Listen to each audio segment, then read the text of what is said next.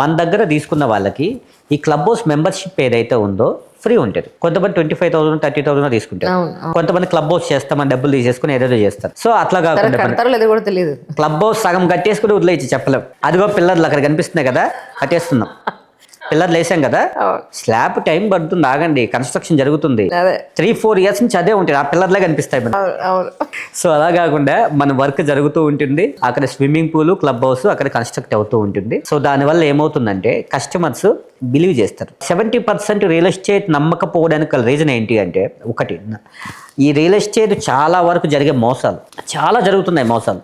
నిజాయితీగా బిజినెస్ చేయాలనుకునే వాళ్ళు ఎక్కడో మీలాంటి వాళ్ళు ఒకళ్ళు ఇద్దరు ఉంటున్నారు. బట్ మిగతా వాళ్ళందరూ కూడా నామకి వేస్తే కబుర్లు చెప్పి బిజినెస్ చేసుకోవాలనుకుంటున్నారు. మేడం, నిజాయితీగా ఉండే వాళ్ళు ప్రజల వైపు వస్తారు, మాట్లాడతారు, డైరెక్ట్గా వచ్చి పబ్లిక్లో మాట్లాడతారు.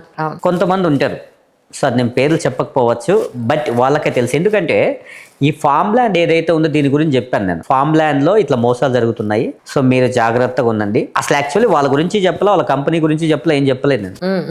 బట్ అక్కడి నుంచి కాల్స్ వచ్చాయి నాకు, బెదిరింపు కాల్స్ అంటారు వాటిని.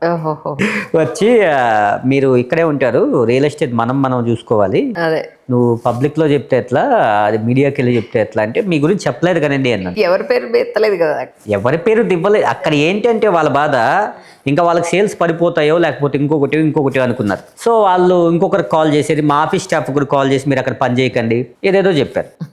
సో ఇలాంటివన్నీ ఉన్నాయి, ఇలాంటి బెదిరింపు కాల్స్ వచ్చాయి. సో ఏంటంటే మేడం, ఫామ్ ల్యాండ్స్ తీసుకోవడం మంచిదే, కాకపోతే శ్రీగంధం మొక్కలు ఇక్కడ వేస్తున్నాము, నమ్మద్దు, బాగా పెరిగిపోతాయి.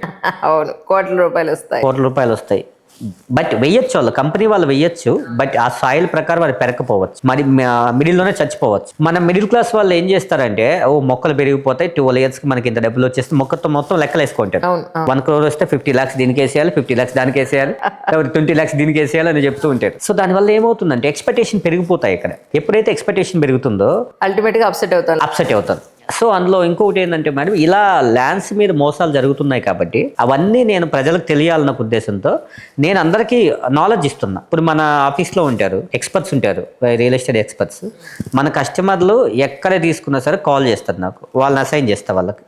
మీరు అది బాగుంటే బాగుందని చెప్పారు, లేదంటే లేదు. దీనికి మళ్ళీ ఛార్జెస్ తీసుకుంటారంటే ఏముండదు, వాళ్ళు మన దగ్గర తీసుకున్నారు కాబట్టి ఒకప్పుడు వాళ్ళకి సర్వీస్ చేసే బాధ్యత నాకుంది, అది ఎప్పటికీ అలాగే ఉంటుంది. కానీ మార్టగేజ్ ల్యాండ్ని కూడా అమ్మేయడం నేను చూసాను ఈ మధ్యకాలంలో. ఇది మార్టగేజ్ ల్యాండ్ అవునా కాదా అని ఎలా గుర్తిస్తాం మనం? మరి మార్టగేజ్ అంటే ఉదాహరణకి మనం వెంచర్ వేసేటప్పుడు ఆ మార్టగేజ్ ప్లాట్లో లాస్ట్లోనో లేకపోతే ఈ మూలకో పెట్టేస్తారు.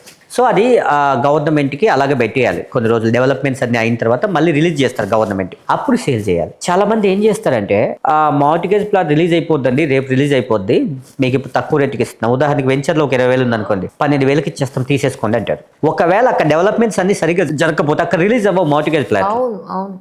దానివల్ల చాలా ఇబ్బంది పడుతున్నారు. సో అలాంటి వాళ్ళు చాలా మంది ఉన్నారు మేడం. దారుణం అసలు. అంటే గుర్తించలేమా వాటిని? గుర్తించవచ్చు. ఎలా? సో అది మొత్తం ఆన్లైన్ ఉంటుంది మేడం. ఇప్పుడు వెంచర్ గురించి మనం ఎల్పి నెంబర్ ఉంటుంది, సో రేరా ఉంటుంది. సో వీటిల్లో మనకి ఏ వెంచర్లో ఎన్ని మార్టిగేజ్ ప్లాట్స్ ఉన్నాయి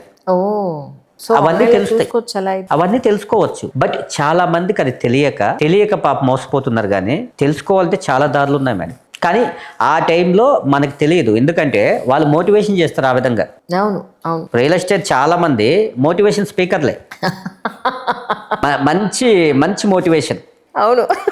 ఎందుకంటే నేను చూస్తున్నా కదా పాపము. నేను కస్టమర్లకు ఏం చెప్తానంటే, మీకు ఫ్లాట్ నచ్చితే ఆఫీస్కి వచ్చి అన్ని మాట్లాడుకోండి, టెంప్ట్ మొత్తం కట్టేయకండి, టెంప్ట్ ఇవ్వకుండా ఒక్కరోజు ఇలా ఆలోచన చేసుకోండి, ఇది కరెక్టా కాదా, ఇక్కడ ఇన్వెస్ట్ చేసేది కరెక్టా కాదా, మొత్తం చుట్టుపక్కల ఏదైతే డెవలప్మెంట్స్ అన్ని చెప్పారో ఆ డెవలప్మెంట్స్ అన్ని చూసుకోండి. చూసుకున్న తర్వాత కొన్ని పక్క వెంచర్లు ఉంటాయి కదా, అక్కడ ఎంక్వైరీ చేసుకోండి, మీకు బెటర్ ప్రైస్ ఇచ్చారా అవన్నీ చూసుకొని తర్వాత కొనండి.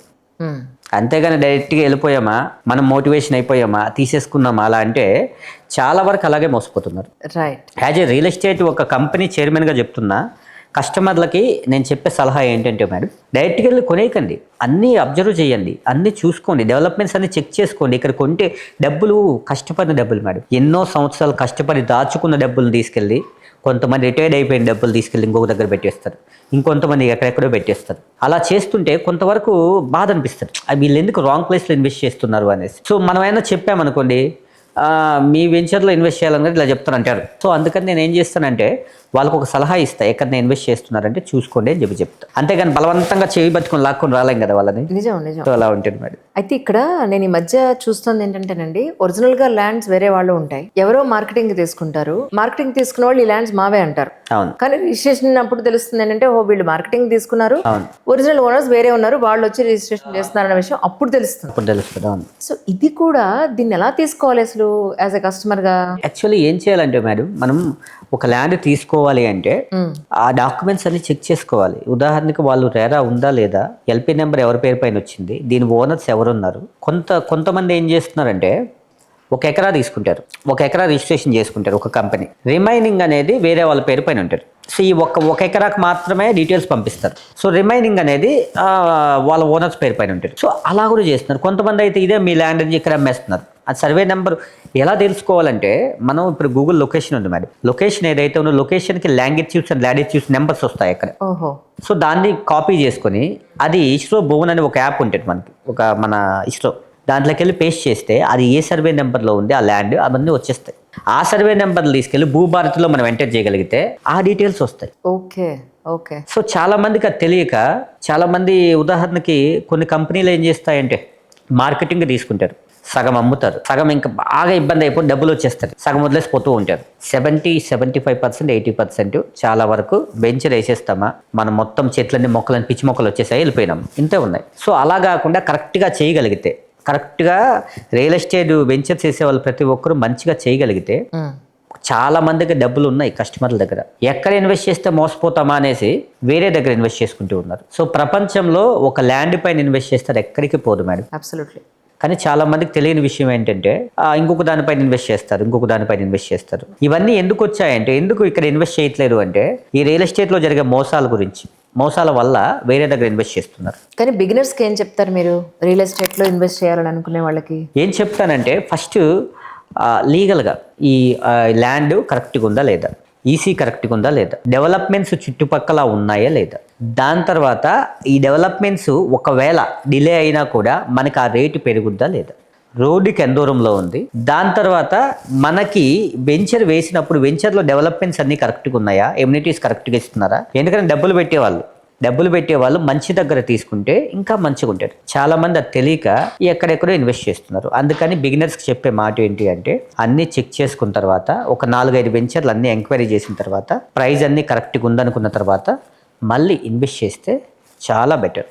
ఓ, అంటే ఇప్పుడు ఫామ్ ల్యాండ్ తీసుకున్నా, రెసిడెన్షియల్ ప్లాట్ తీసుకున్నా, ఏది తీసుకున్నా కూడా జనరల్గా మోసాలు ఎలా జరుగుతున్నాయి, ఎలా మోసపోయే అవకాశం ఉంది, ఒకసారి అని చెప్పగలుగుతారు? ఎలా మోసపోతున్నారు అంటే, చాలా మంది ఏ సర్వే నెంబర్లో తీసుకోవాలో తెలియక కొన్ని సర్వే నెంబర్లో డబల్ రిజిస్ట్రేషన్ అయిపోయిన ల్యాండ్స్ ఉన్నాయి. కొన్ని సర్వే నెంబర్స్లో ఈసీ చెక్ చేసుకుంటే కేసులు ఉన్న ల్యాండ్స్ చాలానే ఉన్నాయి. కొన్ని దగ్గర అసైన్మెంట్ ల్యాండ్స్ ఉంటాయి, కొన్ని దగ్గర 111 జీవోలు ఉంటాయి. సో వాటిల్లో తీసుకొని చాలా వరకు మోసపోతున్నారు. అంటే ఏం చేస్తుందంటే, ఫామ్ ల్యాండ్ తీసుకోవడం మంచిదే, కానీ ఎక్కడ తీసుకోవాలి, ఎలా తీసుకోవాలి అనే విషయం మర్చిపోతున్నారు.